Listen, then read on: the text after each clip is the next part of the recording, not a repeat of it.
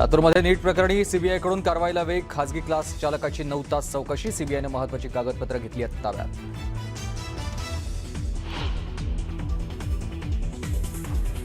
नीट paper leak प्रकरणाची chronology समोर. पुण्याच्या मनीषा वाघमारेनं साथीदारांच्या मार्फत नगर, नाशिक आणि गुरुग्रामपर्यंत नेक्सस चालवत पेपर जयपूरला पाठवला. धक्कादायक माहितीमुळे एकच खळबळ.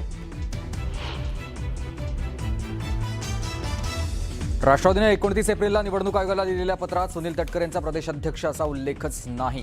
प्रफुल्ल पटेल यांच्या नावासमोरही पदाचा उल्लेख नसल्यानं राजकीय वर्तुळात चर्चांना उधाण. कोणत्याही पक्षात तेच प्रसंग निर्माण होत असतात. चर्चेतून मार्ग निघतो. राष्ट्रवादीने निवडणूक आयोगाला दिलेल्या पत्रावरून सुरू झालेल्या वादावर तटकरेंचं स्पष्टीकरण. ठाणे पालिकेत शिवसेना भाजपात पुन्हा एकदा खडाजंगी. महासभेत प्रश्नोत्तरादरम्यान शिवसेना भाजपात वाद. भाजप नगरसेवकांकडून महासभेच्या पोडियमवर चढून जोरदार घोषणाबाजी.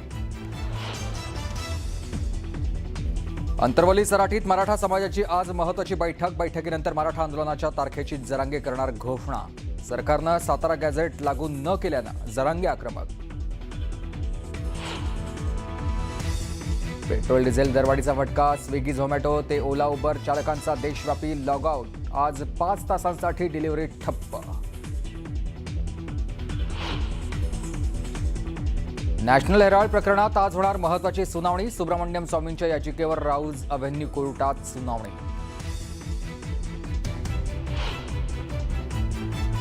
अंदमानात मान्सूनसाठी पोषक वातावरण. काही तासात अंदमानात मान्सून येण्याचा अंदाज.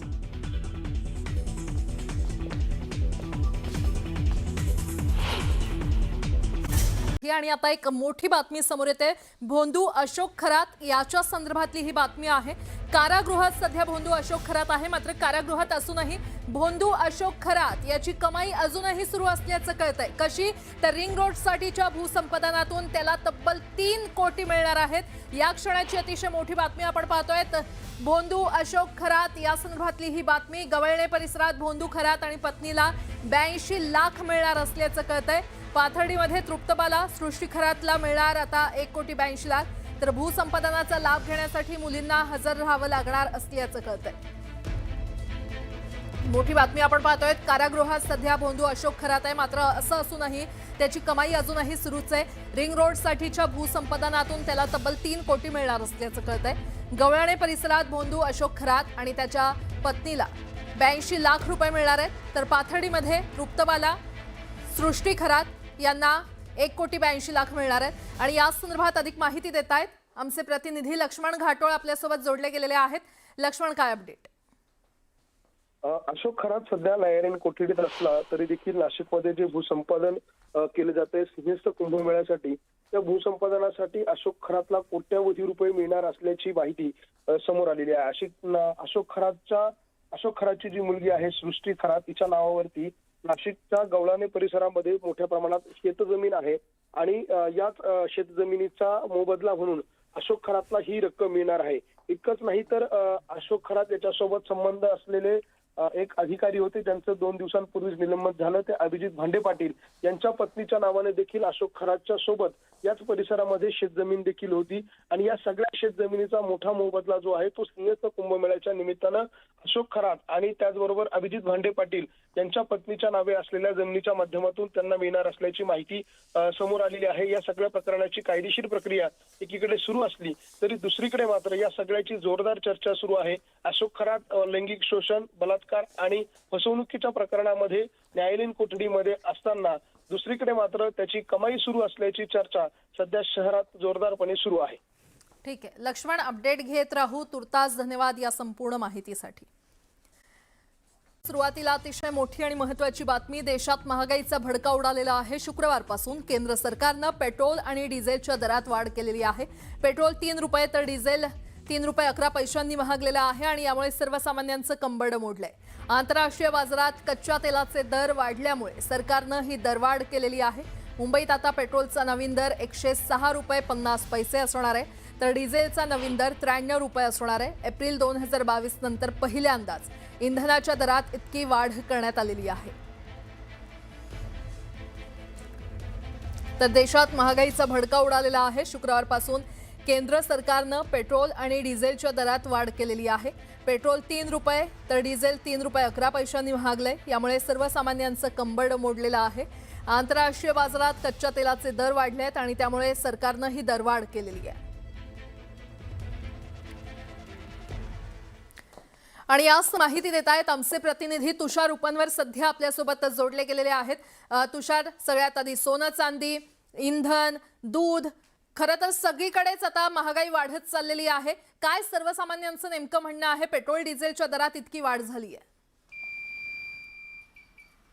नक्कीच आपण प्राजक्ता पाहिलं असेल, पश्चिम आशिया देशामध्ये जे युद्धजन्य परिस्थिती सुरू आहे, किंबहुना त्या युद्धाचे परिणाम आता आपल्याला आपल्या देशाला देखील भोगावे लागताना पाहायला मिळतात आहे. इंधन दरवाढीचा मोठा फटका आता बसताना पाहायला मिळतोय.